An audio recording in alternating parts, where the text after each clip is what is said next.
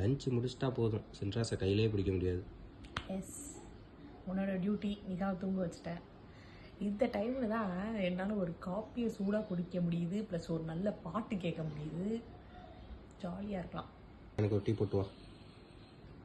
வேலை இருக்குது, போயிட்டு வா.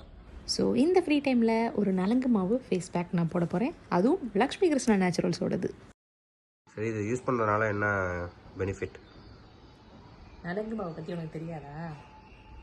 நலுங்கு மாவில் பச்சை பயிறு, ஆவாரம்பூ, செம்பருத்தி, இந்த மாதிரி நிறைய ஆன்டிபயோட்டிக் என்னென்ன தேவையோ அது எல்லாமே இதில் இருக்குது. அதனால் இப்போ நார்மலாக இப்போலாம் கை ஊண்டிகிட்டே ஏதாவது வேலை செஞ்சுட்டே இருந்தாங்கன்னா அந்த முட்டையெல்லாம் கருப்பாக இருக்கும்ல, இந்த மாதிரி இடத்துலலாம் வந்து இதை வந்து ரெகுலராக நம்ம யூஸ் பண்ணிகிட்டு இருந்தோம்னா அந்த கருப்பெல்லாம் மறைஞ்சிரும். அதுவும் இல்லாமல் நம்ம குழந்தைங்களுக்கு வந்து இதை யூஸ் பண்ணலாம். இது வந்து கை கால்லாம் போட்டு நல்லா தேய்ச்சி குளிப்பாட்டிக்கிட்டோம் அப்படின்னா ஸ்கின் டோன் வந்து ஒரு ஈவனாக இருக்கும். இங்கே கருப்பு